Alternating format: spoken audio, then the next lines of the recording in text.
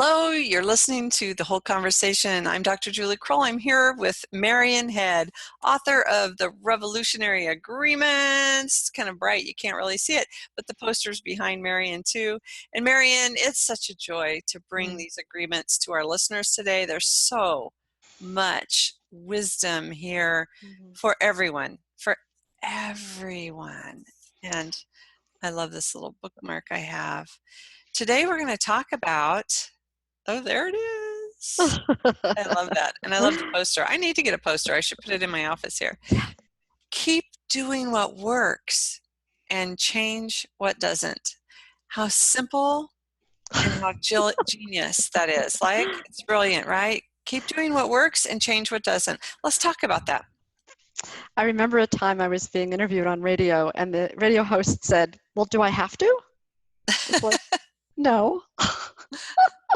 It's like, if it's working for you, it's kind of doesn't work to say if it's working for you not to work. Yeah, really. A lot of people stay in relationships long after it's working for them, or stay in jobs until long after it's working for them. They're working, but it's not working anymore. Yeah. So one of the beautiful things I've learned is how the brain works and how we can actually rewire it so that we can get rid of old habits, old things that aren't working for us anymore, attitudes that don't serve us, and replace them with ones that do. And that's pretty exciting. Yeah. That is exciting. Yes. And you know what? I bet if we go to your website, we'll find out more about all these agreements and all your tips and tools, and people could take the training from you. So I just want to say, instead of us going into the brain science, check out Marian and the website, which will be in the comments below. So very good. Help us understand. So when things don't work, I mean, this is so simple, but what other tips and tools do you have for us? Well, I'll give you an example because it's the easiest way for me to explain things is how this works for me, and then hopefully it'll work for you similarly. I was working in a business with several partners, and one of my partners said one day, "Isn't our work easy, fun, and rewarding?" And I said, "Well, I get the fun part because I get to work with you and our friends. I love working with everybody, and it's definitely rewarding. We were literally saving people's lives and helping people, and the money was pouring in. So altogether, it was rewarding." Easy? I said, "I don't think it's easy. It doesn't feel easy to me." "Does it feel easy to you?" And she said, "Oh, yes, it feels so easy." Well, and then I thought, well, we're doing the same work. So why is it easy for her and it's hard for me? Could it be that I have this habit of work being hard? Yes, that didn't take long to answer that question. That's just been a pattern of mine over the years. Work is hard. There's the struggle, there's the having to get up, there's the whatever it is, it's hard. But we do it. We march on, and work is hard. Well, I decided I didn't like that feeling anymore, and I wanted it to feel easy like it did for her. So I decided to change the wiring in my brain. And the way I did it was really simple, and this is how you can do it too for anything that's not working for you, that you can, when you can change an attitude to make it better. I mean, I could have quit the job, found an easy job, but that's not going to happen because my pattern is that all work is hard. So I decided that I was going to start seeing things as easy and everything, and I would begin to reinforce it. And this is one way we create new patterns in our brain. So the first thing that next morning, I opened the sliding glass door, and it just opened so easily. I went, "That was easy." And then I went into the kitchen and I cracked an egg into the frying pan, and it just perfect. And I said, "Oh, that was easy." And all day long, everything, pulling out the footstool, that was easy. Every little thing, that was easy, that was easy, that was easy, that was easy. And you know what? Everything started feeling easier. And then a friend of mine who knew that I was doing this, because I wrote a blog about it because it was really working and I wanted to share it with people, she gave me a gift. And this is it. That was easy. I love it. So now I had somebody else, every time something was easy, That was easy. to reinforce what I was saying. And after a while, it just became easy. And now I say, why would I do anything that's not easy and fun and Uh, rewarding? yeah.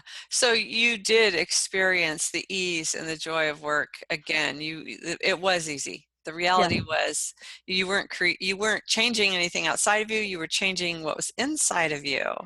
that's true. And I would also say that when I notice that something is not easy, I ask myself, do I want to be doing it? Uh, So it also can be external. yeah. Very Mhm. nice. And that includes people. Well, People who are easy or people who are hard. exactly. And in that we have that choice, don't we? We really We do have that do. choice. We Yeah. do. In fact, it's actually my favorite chapter in my book. It's only 2 pages long and it's called I Choose. And it kind of summarizes all these agreements, but in terms of the kind of people I choose to be with in my life. Yeah. Mm, yeah. And they're people pretty much, who practice these kinds of agreements, even if they Yeah. don't know that that's what they're doing. Yeah, absolutely. Well, you mentioned that this was a habit of yours. This was an attitude, a habit. And sometimes we don't see that our habits aren't working for us. I know, in areas of relationship and health and work in areas, I think that this one really could use a concerted effort to look around in your life Mhm. and really take an inventory. I just even think about um, my habits. My husband points out to me I had a very serious injury 3 years ago and have been in the process of recovery. And I have some fear. And so I have fear of, I still have some trauma in my body from this experience, but fear of re-injury. And so I was just saying to him just last night, you know, um, the our koi pond is really getting out of hand, and I'm the one that always used to go in and pull weeds and what have you, but I'm afraid to get in there on the rocks. And he said, change that. It's not working for you. And I went, well, he's right. He's right. But I didn't see that. I was still in that place of it's just not working for me. My pond is out of control because it's not working for me. I'm not willing to go out and try and do some things. So, yeah, when they're working, keep it. But I think this deeper look at what's not working is an important part. Yes, and keep what's working, the front part of this agreement. I agree to keep doing what works. Sometimes to focus on what's working helps to shift what's not working. Mm. So, let's see. So I used to be critical of my husband, Glenn, about him not being ready to go on time and not moving fast enough with me. Uh, and then I began focusing on what does work. And what does work for me is he is so present with me. He is so right here, right now, with me, with everybody, with whatever he's doing. So when I go to that critical place, I say, well, the flip side of that coin is that he's very present.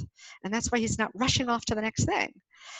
So that helps Mm. me Yeah, to keep doing what works, focusing on the good stuff, yeah, and change what doesn't, which is the critical, what can be the critical side of me. nice. What do you say to those that resist change? Because this is a big one for a lot of people. There's a lot of resistance to change. And I think that this agreement helps us to see the simplicity in it. But for those that haven't been introduced to this and haven't been practicing it, what would you say to those that are resistant to change? Oh, Dr. Julie, this is a good one. And I could talk about this theoretically, but then I would not be telling the truth. And being as telling the truth is very important to me. As you can see, it's the whole first segment Truth. of the Yes. agreements. So I have a family member who I said one day, I said to him, you act like a victim. And he said, I am a victim. And then I said, well, I can help you, and blah, blah, blah, blah, blah, and all these ways I could help him. And he said, I'm too old to change. I'm not going to change. This is the way I am. Okay. So then I get to change. Then I get to feel compassion if I want to, or respect for him knowing what he wants in his life. We can't change somebody else. Yeah. And he wasn't asking for help. Oh, my son's got the best phrase for this. Sometimes I'll say, Michael, have you tried this, this, this, and this when he presents a problem? And he'll say, I don't remember asking you for advice. Which is a very kind way of saying, Yeah. keep your opinions to yourself. All I needed was to vent or to be heard. We'll talk about that another time. Listening with your heart. It's another agreement. Yeah. Oh yeah. Well, this is a good response, because really those that are resistant to change probably aren't going to be tuning into this agreement and wanting to know how to do that, right? But Right. the most important piece is that the resistance of others isn't ours, and that change, Right. their change, their work, their life, their habits, their outcome isn't ours. Yeah, and so if what I want to change is that I'm critical of him because that doesn't feel good, I can work on that. And I work on that by seeing all the things about him that I think are fabulous. And Yeah. that's where I focus. Yeah. Nice. Yeah. Nice.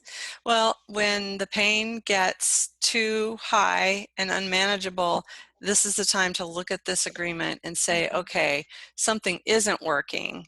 What is that? And how can I change it? How can I address that? And what's mine to do here? Yeah. So, yeah. Nicely said. Yeah, thank you. You're And welcome. then just remembering all those things that are working. It's like, look around in your life and go, heck, yeah, look, look at all these things that are working for me Yeah. today. It's a good boost for our morale and our soul to just go, yeah, there's so many good things working right now. It's like I opened my eyes this morning, the sun rose. I mean, it's just pretty simple. Yeah, and in these times of great change on our planet, bringing it all back into ourselves is of the utmost importance. Isn't Mhm. it? Yeah. What's mine to do again? Yes. Good, Chris. That's a great question. What is mine to do? Yeah. Yeah. Change what doesn't. Some people may be watching this and saying, well, I can't change the person who got elected, for example. No, but you can change how you feel about it. Yeah. You can start looking for the things that are working, like the disruption that's happening in areas that need disruption in order to become even better. There's a wonderful word I love called perturbation. And so a typical example of it is when we're boiling water, just before the water boils, you may notice, and if you haven't, you will now, it gets really, really loud. In fact, somebody last night just said to me, the water is boiling. And I said, no, it's not. It's really loud. When it boils, it's jumped to a higher level. It's evolved and it gets quiet. But before, it's just going crazy, like, ah! And perturbation is what makes us jump to the next level. So it's a good thing. And Wow. this is one of the things that's happening in our country right now. There's a lot of perturbation, and it's a good thing because we're going to jump to the next level, I believe, Yeah. by giving our own gifts, by asking, what is mine to do? What can I do? How can I contribute to the good of the whole? Oh, beautiful. Beautiful. What a great word. What a great example. And what a nice way to wrap up this conversation, to really give us some hope for the future, because there is a lot going on. And you're exactly right. This is leading us to that next jump of changing what we can, right? And Yes. yes, changing what's not working. So the not working is showing us what we can work on to change. Mhm. So beautiful, beautiful. Yeah. Thank you again, Marian. This has been an enlightening conversation. And now I got to go look up how to even spell that word. It's an amazing word. I love that. And I've never heard anyone say that before. So thanks for sharing it. It's a And thanks pleasure. for sharing your wisdom and your joy, as always. Thank you, Dr. Julie. Oh, you're welcome. Bye for See you now. next time. Yep. Bye-bye.